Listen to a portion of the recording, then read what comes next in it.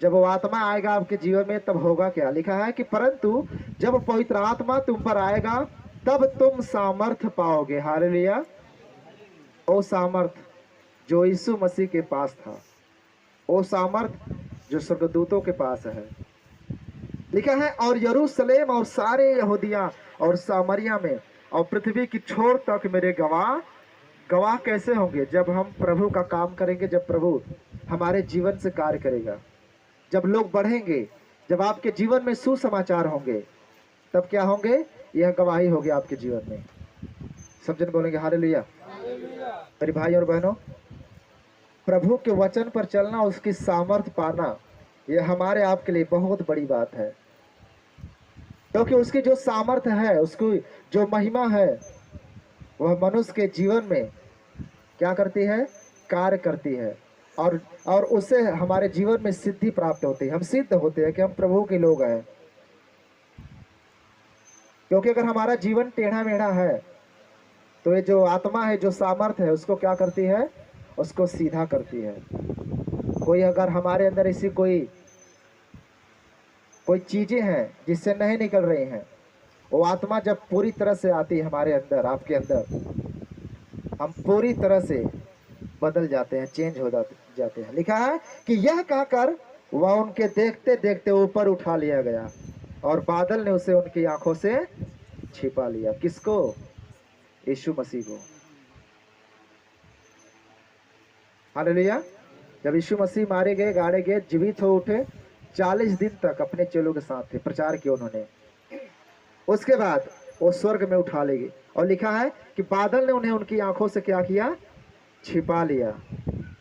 उसके जाते समय जब वो आकाश की ओर ताक रहे थे तो देखो, 2 पुरुष श्वेत वस्त्र पहने हुए उनके पास आ खड़े हुए। कौन थे वो? स्वर्गदूत थे।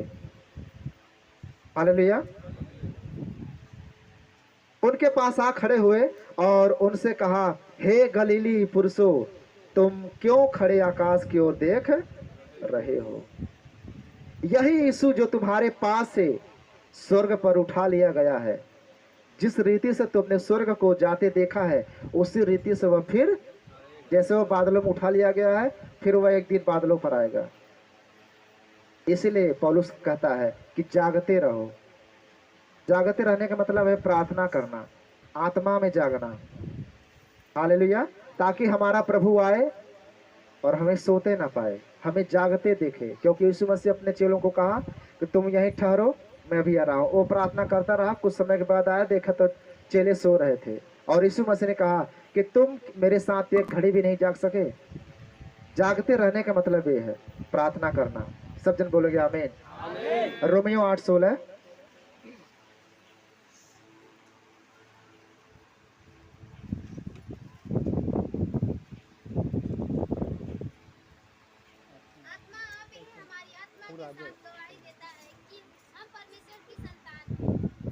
हालेलुया। 17 भी पढ़ेंगे। और यदि संतान है तो वारिस भी, वरन परमेश्वर के वारिस और मसीह के संगी वारिस हैं, कि जब हम उसके साथ दुख उठाए तो उसके साथ महिमा भी पाए। आमीन। लिखा है कि आत्मा आप ही हमारी आत्मा के साथ गवाही देता है। क्या गवाही देता है? कि हम परमेश्वर के पुत्र हैं, हम उसके निज संतान हैं। लिखा है गवाही देता है कि हम परमेश्वर के क्या है? संतान हैं। हालेलुया। परमेश्वर की संतान बनने के लिए आपको क्या करना पड़ेगा? कुछ भी नहीं, बस अंगीकार। हालेलुया।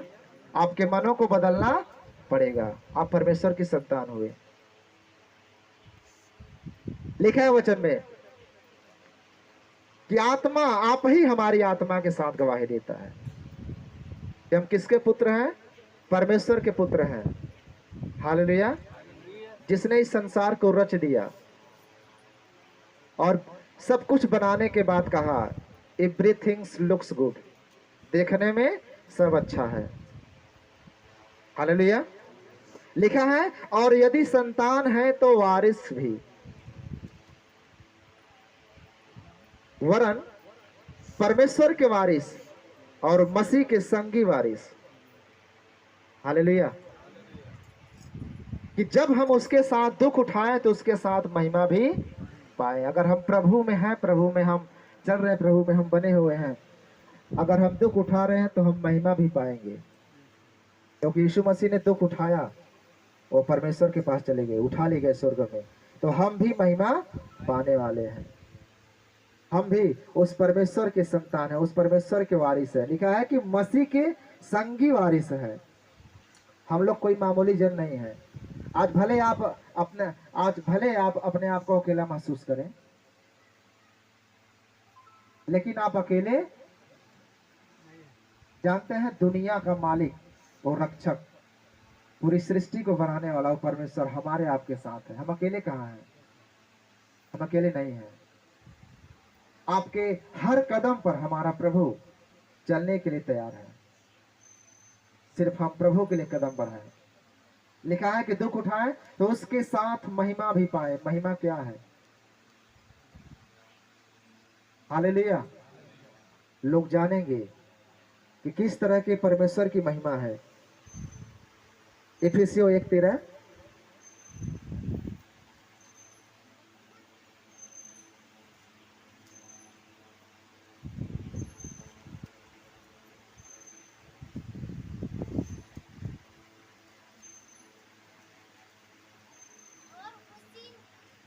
और उसी में तुम पर भी जब तुमने सत्य का वचन सुना, जो तुम्हारे उद्धार का सुसमाचार है, और जिस पर तुमने विश्वास किया, प्रतिज्ञा की हुए पवित्र आत्मा की छाप लगी।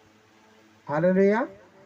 लिखा है और उसी में तुम पर भी जब तूने सत्य का वचन सुना। सत्य का वचन क्या है? अगर वो सत्य है तो उसकी बातें भी सत्य है, और अगर हम भी सुनते हैं तो वही सत्य हमारे आपके अंदर भी होगा, हमारे जुबा पर होगा, हमारे जीवन में होगा, हमारे परिवार में होगा, हमारे हर जगह होगा, क्योंकि वो सत्य का बीज है, क्योंकि वो सत्य का परमेश्वर है। वचन में लिखा है, पौलुस बता रहा है कि और उसी में तुम पर भी जब तुमने सत्य का वचन सुना, जो तुम्हारे उद्धार का सुसमाचार है, और जिस पर तुमने विश्वास किया। हालेलुया। आज हम ऐसे विश्वास नहीं किए हैं। प्रभु ने हमारे जीवन में कार्य किया है और उसने दिखलाया है, उसने दिखाया है कि सच में मैं कार्य करने वाला, मैं प्रतिफल देने वाला परमेश्वर हूं। लिखा है कि तुमने विश्वास किया, प्रतिज्ञा किए हुए पवित्र आत्मा की छाप लगी। जब हम बपतिस्मा लेते हैं तब हम प्रभु के पूरी तरह से हो जाते हैं, हमारे ऊपर आत्मा की, पवित्र आत्मा की छाप लग जाती है कि अब हम परमेश्वर के जन हो गए। सब जन बोलेंगे आमीन। सब जन बोले हम मसीह के जन हैं, हम मसीह के जन हैं। पवित्र आत्मा हमारे जीवन में है। लिखा है कि वह उसके मोल लिए हुए को छुटकारे के लिए हमारी मिरास का बयाना है, कि उसकी महिमा की स्तुति हो। हालेलुया। जानते हैं उसने जो किया हमारे आपके लिए, उसका बयान हम लोग जानते हैं, नहीं कर सकते हैं, कितना भी हम बड़ाई करें, प्रशंसा करें। इसलिए उसने अपने आप नहीं किया, उसने हमारे आप के लिए किया। और हमें इस चीज को भली भांति समझना चाहिए कि यीशु मसीह ने क्यों किया, आखिर उसका क्या रहस्य है, क्या है उसका हमें स्पष्टीकरण हमें मालूम करना चाहिए। हालेलुया। यूहन्ना 1:12।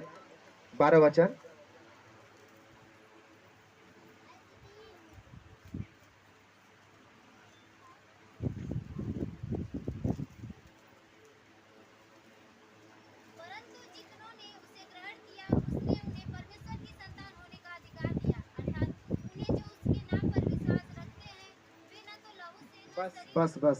हालेलुया।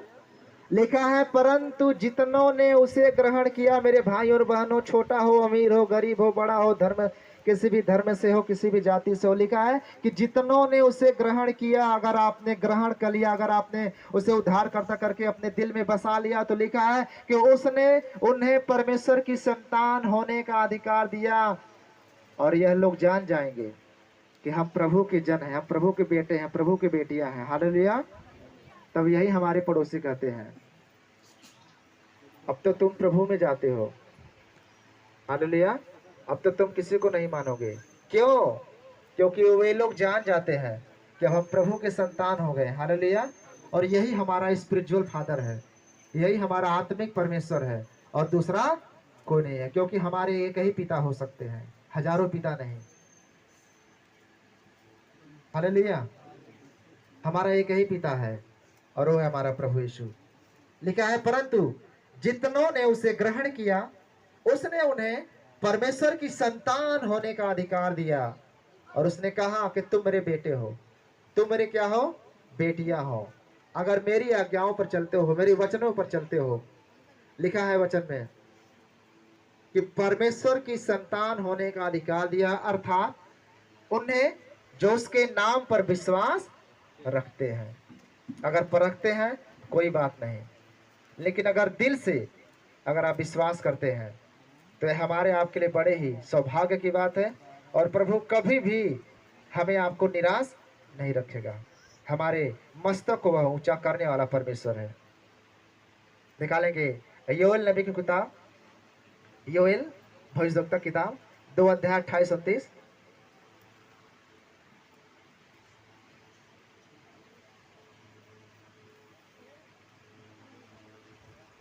योएल नबी किताब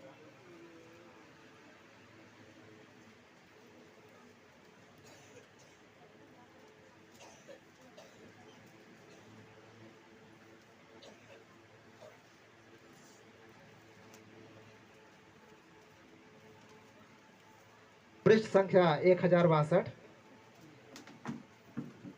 मत्ती के पहले है 2 अध्याय, उसमें 28 और 29।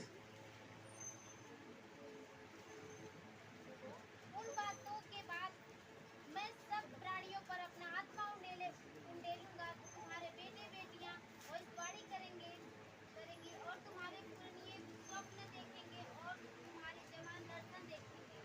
तुम्हारे दास और दासियों पर भी मैं उन दिनों में अपना आत्मा उंडेलूंगा। आमीन। हालेलुया। याद रखिए यशायाह से लेकर मलाकी तक ये जितने लोग हैं सब क्या हैं? भविष्यवक्ता है, नबी लोग हैं, भविष्यवाणियां करने वाले। यशायाह से लेकर मलाकी तक लिखा है कि उन बातों के बाद मैं सब प्राणियों पर अपना आत्मा उंडेलूंगा। ये समय है मेरे भाई और बहनों, ये पाने का समय है। तो क्योंकि यहाँ पर लिखा है, यहाँ पर परमेश्वर कहते हैं कि उन बातों के बाद मैं सब प्राणियों पर अपना आत्मा उंडेलूंगा। तुम्हारे बेटे बेटियां भविष्यवाणी करेंगे। जैसे हम लोग कहते हैं कि यार वो भविष्यवाणी करते हैं, उसने पवित्र आत्मा को पाया है। जैसे हम लोग कहते हैं कि चलिए भैया मुंबई एक ऐसा शहर है कि कमाने वाला व्यक्ति चाहिए, पैसा वहां पर उड़ रहा है, पवित्र आत्मा भी उड़ रहा है, आपको बसाने वाला पकड़ने वाला चाहिए। हालेलुया। उसका लैंग्वेज समझने वाला चाहिए। लिखा है कि तुम्हारे बेटे बेटियां भविष्यवाणी करेंगे और तुम्हारे पुरनिये स्वप्न देखेंगे और तुम्हारे जवान दर्शन देखेंगे। तुम्हारे दास और दासियों पर भी मैं उन दिनों में अपना आत्मा उंडेलूंगा। जो पाना चाहता है वो ग्रहण कर सकता है, वो पा सकता है, क्योंकि यही आत्मा हमारे जीवन में सफलता लाएगा, यही आत्मा हमारे जीवन को सक्सेसफुल करेगा। क्योंकि जब आत्मा नहीं होगी तब आपका मन निराश होगा, लेकिन अगर आत्मा है आपका कभी भी आपका मनोबल टूटने नहीं पाएगा। हालेलुया। क्यों? क्योंकि हमें अंदर से सहानुभूति, अंदर से हमें सामर्थ्य देता है, अंदर से हमें क्या करता है? ये आत्मा ताकत देता है। यशायाह नबी किताब 11:2, यशायाह नबी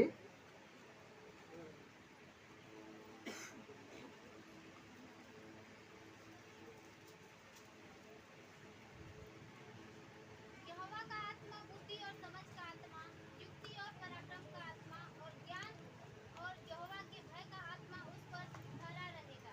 आमीन। याद रखिए ये आत्मा क्या है? लिखा है कि यहोवा का आत्मा बुद्धि और समझ का। सबसे पहला क्या है? बुद्धि और समझ। हालेलुया।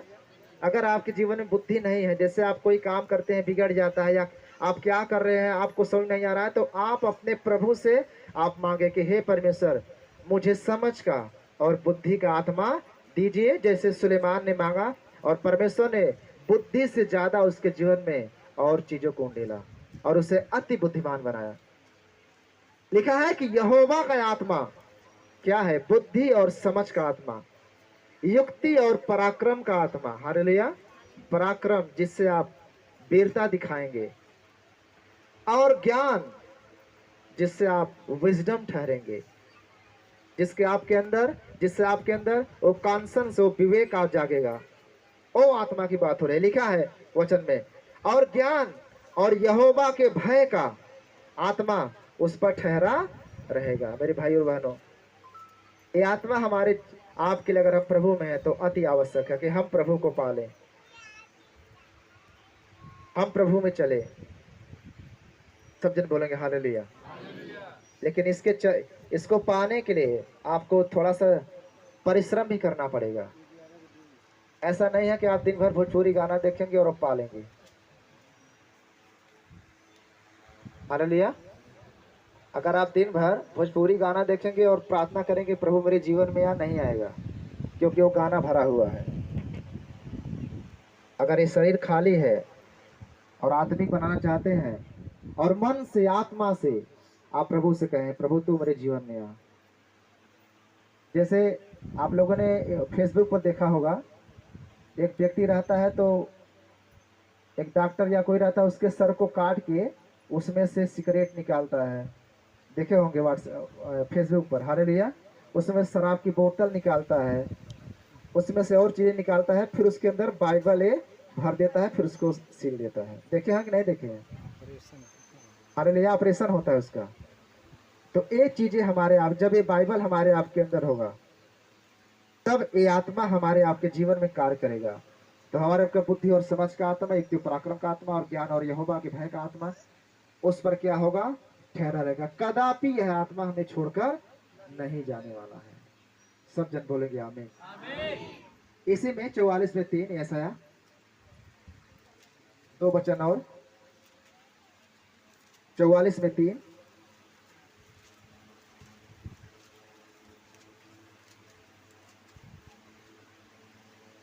क्योंकि मैं प्यासी भूमि पर जल और सूखी भूमि पर धाराएं बहाऊंगा। मैं तेरे वंश पर अपनी आत्मा और तेरी संतान पर अपनी आशीष दे दूंगा। आमीन। हालेलुया। हेडी क्या है? प्रभु यहोवा ही एकमात्र परमेश्वर। लिखा है क्योंकि मैं प्यासी भूमि पर जल और सूखी भूमि पर धाराएं बहाऊंगा, जिससे हमारे जन क्या होंगे? तृप्त होंगे। मैं तेरे वंश पर अपनी आत्मा और तेरी संतान पर अपनी आशीष उंडेलूंगा। हालेलुया। ओ आशीष जिसके लिए हम प्रभु से मांगते हैं, हम प्रभु के भवन में आते हैं, हम अपना विषय रखते हैं, हम अपने घर में प्रार्थना करवाते हैं, उस आशीष की बात हो रही है। वो हमारी संतानों पर, लिखा है कि संतान पर अपने आशीष क्या करेगा? वो उंडेलेगा। अगर वो देगा प्रभु तो निश्चय हम अपने जीवन में हम उसको रिसीव करेंगे। हाँ प्रभु मैं तैयार हूँ आशीष को लेने के लिए, उसे प्राप्त करने के लिए। क्यों? क्योंकि हमें उसकी जरूरत है। हमारा जो परमेश्वर है, ये जो पवित्र आत्मा है, हमारी जरूरतों को पूरा करने के लिए है। वो चाहे वरदान से संबंधित हो, चाहे आपके जीवन की किसी भी कारण से आपके जीवन में चाहिए। गिनती 11:17 फटाफट निकालेंगे। तब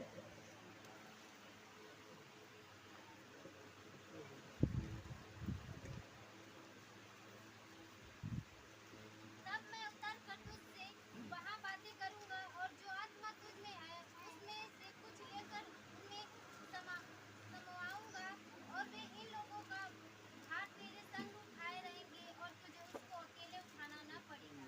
आमीन। यह बातें परमेश्वर ने किससे कहा? मूसा से कहा, जब उसने 70 अगुओं का चुनाव किया। लिखा है कि तब मैं उतर कर तुझसे वहां बातें करूंगा। हालेलुया। वो बातें क्या करेगा? जो हमारे हित में आवश्यक है, जो हमारे कार्य के लिए है, जो हमारे जरूरत के लिए है, वो परमेश्वर बातें करेगा। क्या कहता है? तब मैं उतर कर तुझसे वहां बातें करूंगा, और जो आत्मा तुझ में है उसमें से कुछ लेकर उसमें क्या करूंगा? समाऊंगा।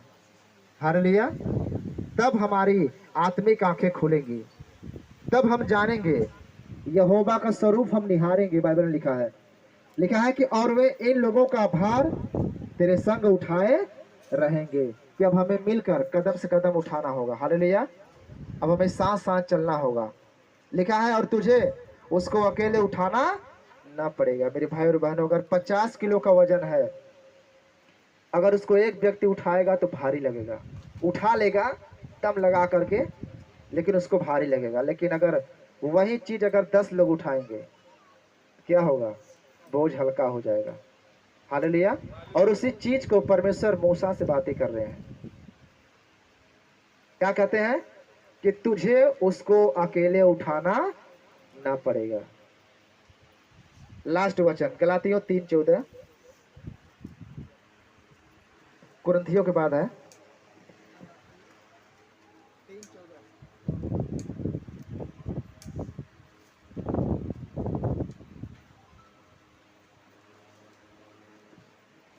पृष्ठ संख्या 207। इसलिए हुआ कि अब्राहम की आशीष मसीह यीशु में अन्य जातियों तक पहुंचे और हम विश्वास के द्वारा उस आत्मा को प्राप्त करें जिसकी प्रतिज्ञा हुई है। सब जन बोलेंगे आमीन। हालेलुया। लिखा है कि यह इसलिए हुआ कि अब्राहम की आशीष मसीह यीशु में अन्य जातियों तक पहुंचे। क्यों पहुंचे? क्योंकि जितने लोग आज भटके हुए लोग हैं, जितने लोग आज उनके जीवन का कुछ अता पता नहीं है, हालेलुया, संसारिक अभिलाषाओं में जो खोए हुए हैं, लिखा है कि आशीष मसीह यीशु में अन्य जातियों तक पहुंचे और हम विश्वास के द्वारा उस आत्मा को प्राप्त करें जिसकी प्रतिज्ञा हुई है।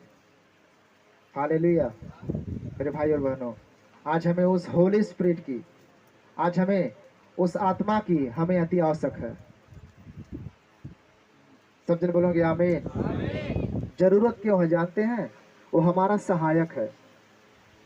यीशु मसीह ने इसलिए हमें दिया है कि वो हमारी हेल्प करे। हेल्पर डिवाइन, वो ईश्वरी शक्ति है, ताकि अगर हम कहीं गिरने वाले भी हों तो हमें उठा ले, कहीं अगर हम दलदल में फंसने वाले भी हों तो हमें छुड़ा ले।